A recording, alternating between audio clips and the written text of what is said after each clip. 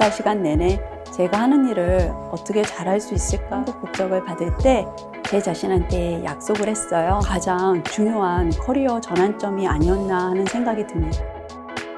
착한 마음만을 가지고 하는 투자는 지속할 수 없습니다.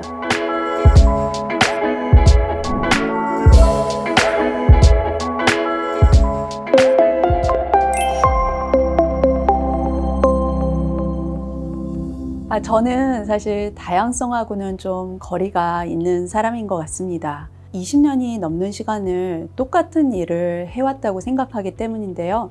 박사학위를 할 때 인공지능을 이용해서 뉴욕 스탁 익스체인지의 주식들에 대한 연구를 진행을 했고요. 학위를 받은 이후에는 월가에서 15년이 넘게 트레이더와 포트폴리오 매니저로 일했습니다. 계속 똑같은 거를 트레이더와 포트폴리오 매니저로 일하고 교수로 일하면서 여러 기관들에 자문을 주거나 하는 활동을 현재는 하고 있습니다. 제가 여러 가지를 하지 않고 한 가지를 했었기 때문에 거기에 온 힘을 쏟아서 좀 잘 할 수 있게 됐던 것 같고요.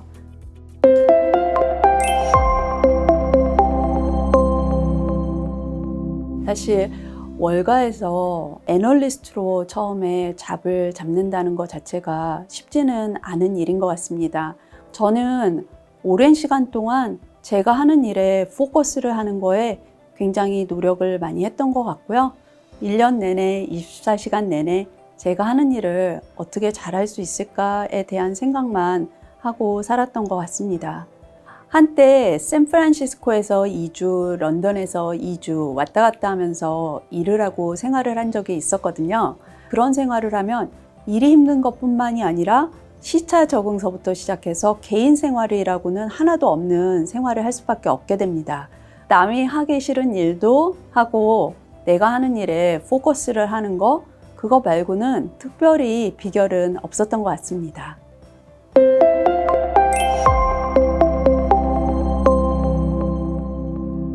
제가 바클레이스 글로벌 인베스터스라는 퀀트로 굉장히 유명한 회사를 다니다가 베어 스턴스의 Quantitative Principal Strategy라는 그런 그룹을 맡게 되면서 그 전에는 같은 일을 하기는 했지만 그래도 전체 비즈니스를 제가 디자인하고 운영할 수 있는 그런 권한이 주어지지는 않았는데요.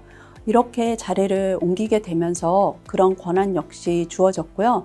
저한테 굉장히 그 당시 챌린지했던 일은 매일매일 돈에 대한 책임을 제가 짊어지고 간다는 것 자체가 굉장히 고통스럽고 힘든 일이었습니다. 근데 제가 그 당시에 그 커리어 점프가 없었더라면 그런 고통, 그런 책임을 어떻게 감수해야 될지 배우는 기회가 없었을 것 같고요. 그렇기 때문에 저한테는 제 인생에 있어서 가장 중요한 커리어 전환점이 아니었나 하는 생각이 듭니다.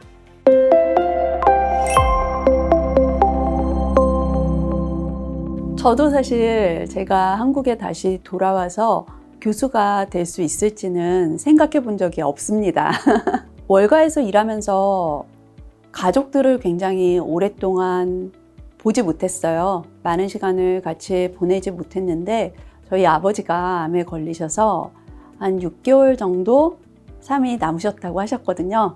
그게 계기가 돼서 한국에 오면서 교수로 생활을 시작하게 되었습니다. 교수가 돼서 생활 굉장히 다르고요.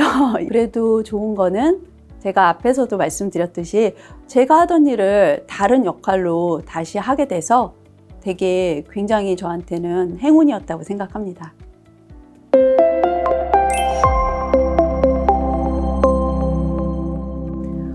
제가 공부를 시작했던 90년대에 사실 이미 인공지능은 30년이 넘는 그런 시간 동안 리서치가 쌓여온 분야였습니다. 그래서 여러분들이 아시는 것보다는 굉장히 많은 사람들이 이미 그 당시에도 리서치를 하고 있었고요.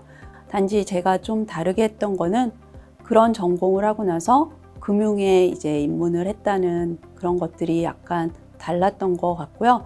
금융의 관점에서만 기계와 인간을 본다면요.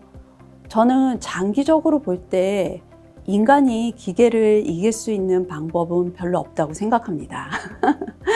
하지만 우리가 여기서 잊어버려서는 안 되는 것이 있는데요. 이 기계를 만드는 거는 인간이잖아요. 많은 사람들이 인공지능을 이용해서 기존에는 특별한 사람들만 했던 일을 굉장히 쉽게 할 수 있게 되었습니다. 우리가 정말 잊지 말아야 할 것은 그거를 만드는 것은 우리 인간이라는 거고 내가 그걸 만드는 인간이 된다는 거는 정말 쿨한 일이라고 생각합니다.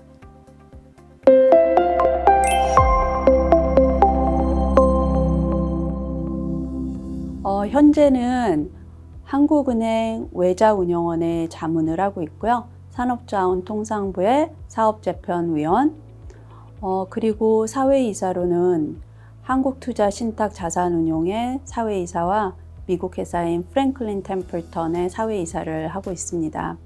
한국에 처음 와서는 삼성자산운용의 자문을 4년간 했는데요. 이거를 하면서 제가 몰랐던 한국 금융에 대해서 훨씬 더 많이 배울 수 있는 좋은 기회가 됐던 것 같아요.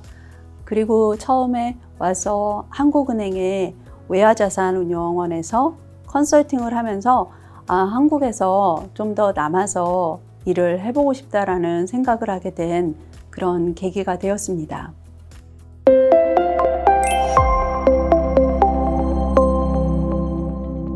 앞으로 제가 좀 더 시간을 보내고 싶은 분야는 퍼블릭 서비스인데요. 제가 한국에 와서도 미국인으로 살다가 2021년에 우수인재 이중국적 인정제도라는 거를 통해서 한국 국적을 받았습니다. 제가 그 당시 한국 국적을 받을 때 제 자신한테 약속을 했어요. 한국인으로서 한국에서 퍼블릭을 위해서 많은 활동을 해서 갚아야겠다는 생각을 했습니다. 그래서 제가 퍼블릭 서비스에 가장 쉽게 돌려줄 수 있는 방법이 무료 금융 지식을 나누어 주는 것이었고요. 웹사이트에서 기본적으로 현대인이라면 알아야 하는 금융 지식에 대한 그 강좌들을 무료로 제공하고 있습니다. 제가 퍼블릭에 쉽게 돌려줄 수 있는 가장 첫 번째 아이템이었던 것 같아요. 그래서 웹사이트를 운영을 하고 있고요. 여러분들이 공부를 하고 가셨습니다.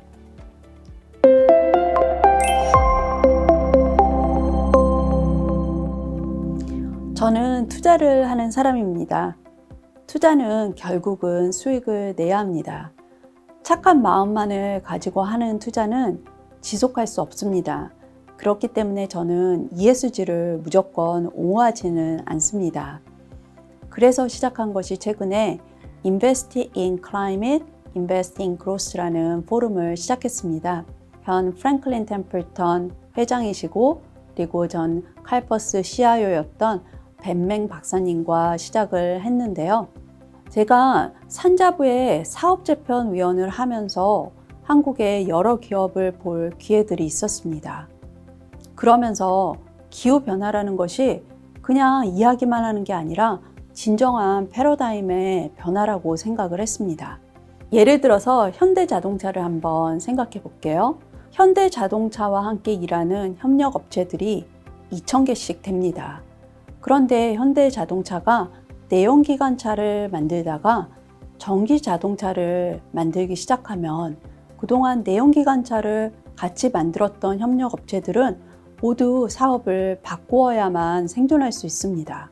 이 정도로 기후의 변화라는 것이 우리 산업의 변화에 엄청난 영향을 줍니다. 그런데 한 걸음 더 나아가 보죠. 이렇게 기후 변화라는 패러다임이 생기면서 기존에 있었던 것을 바꿔야만 생존한다를 넘어서서 새로운 것을 만들고 새로운 기술을 개발해서 오는 베네핏을 한번 생각해 본다면 정말 엄청납니다.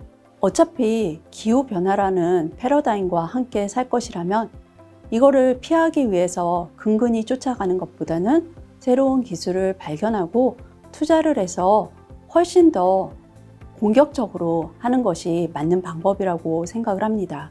그렇기 때문에 이런 포럼을 시작하게 되었습니다.